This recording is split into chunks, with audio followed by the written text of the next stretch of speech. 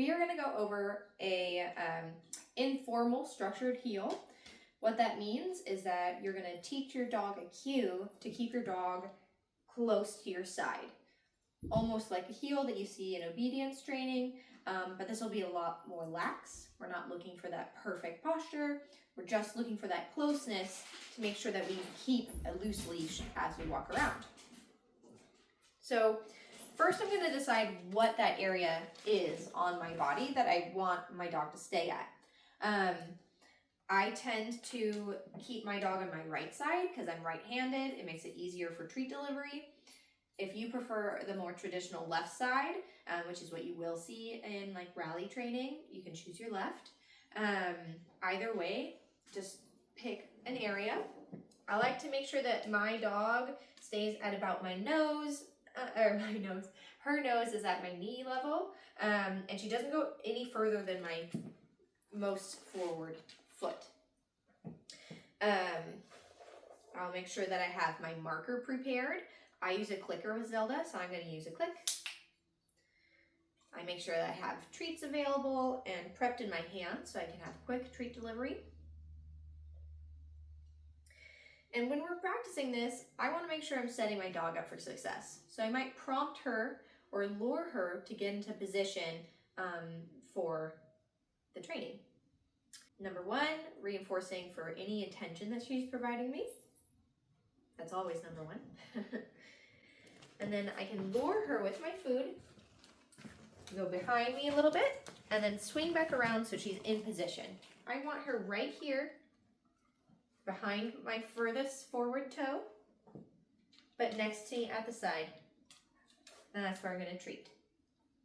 If you want, you can mark that spot in your pants with some tape to remind yourself that this is where you're going to treat. It's always here, by your side. So again, luring her back around, looping forward so she's right next to me, facing the same direction, and giving a treat. Okay? That's that luring movement. She's there. I'm going to take a short step forward, and hopefully she'll follow me. I'm going to mark and reward, come back around, loop, she's at my side, click and treat. Small step forward. If she follows and stays close, I'm going to click and treat. Same thing, back, loop, next to me, click, treat. Good girl. Back, loop, next to me, click, treat.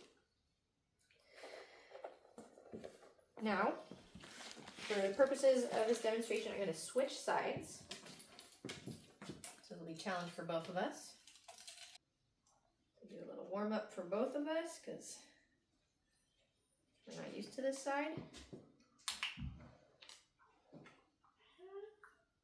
And the click and the reinforcer are always separate. They're two separate actions. Click, then a treat. Click, then a treat. Okay?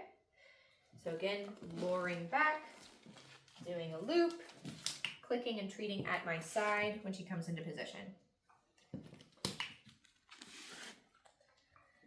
Luring back, doing a loop, click and treat.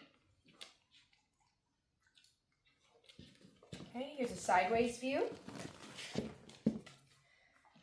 Luring back, looping around, click and treat at my side. Step forward. Gotta make sure that wasn't a treat. Loop her around, step, click and treat. Now I'm adding that forward movement. I want to make sure I'm setting my dog up for success. I'm not giving a cue yet because that behavior is not installed. She doesn't understand what I would be saying. If I said heel, side, with me, whatever you decide to name it, it wouldn't make sense at this point. So it's just quiet training right now. Step back, lure, loop, click and treat at your side. Finding. Okay. Give her a second to focus again.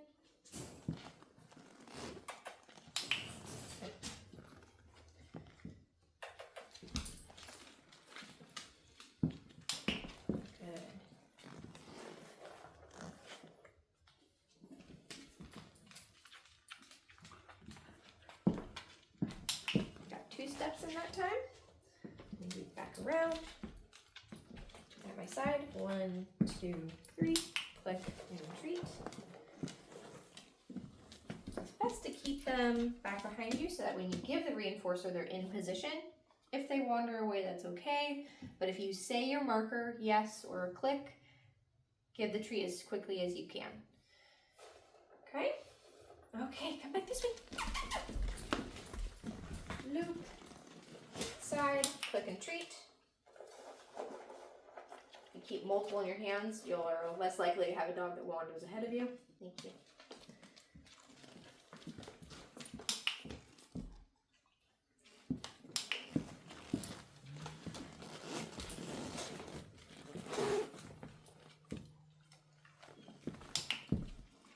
So to keep her with me, I'm going to use a higher rate of reinforcement, which means I'm clicking more frequently, as long as she's doing the right thing, right? So she's near me. She's not walking ahead of me. And we have a loose leash.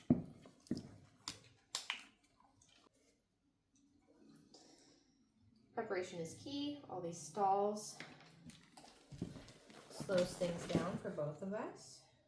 So having treats prepped, unlike myself right now, will make for a better training session. Good girl. You're doing so good.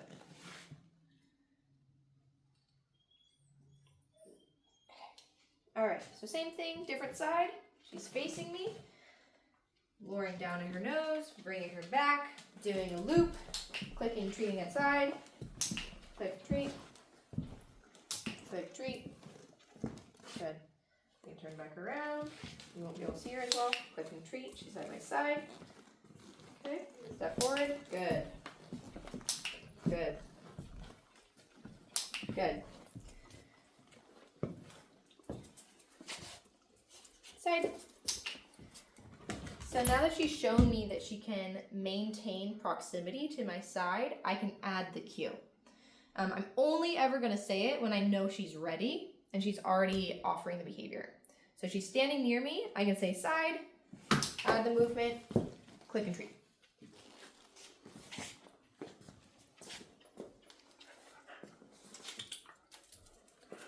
Side.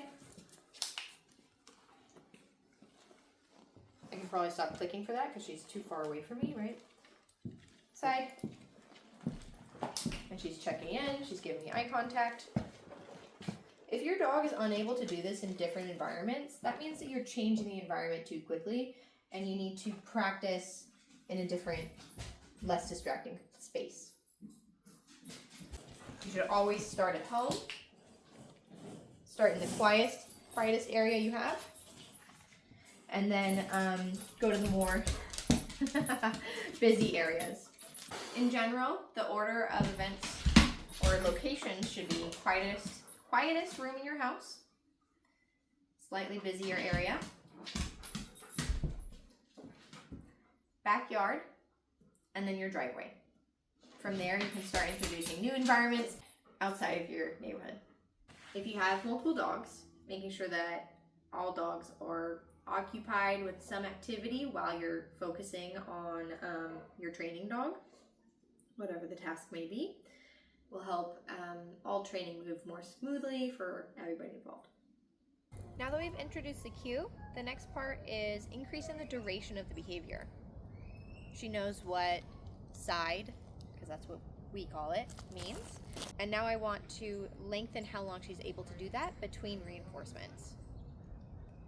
Dogs tend to learn best with variable reinforcement, meaning at a randomized schedule.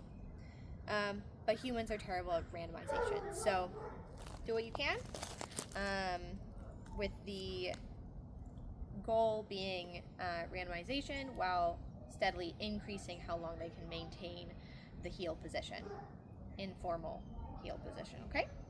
Zelda, yes. So we have more distractions because we're outside, so I'm going to give her a second.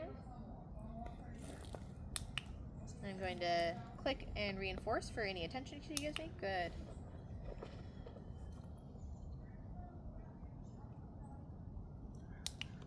Good job.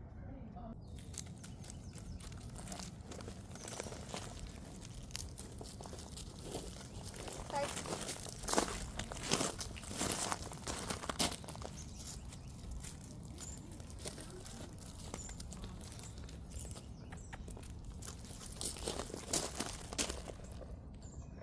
So ideally I'd be practicing this more inside because outside's a big distraction right now.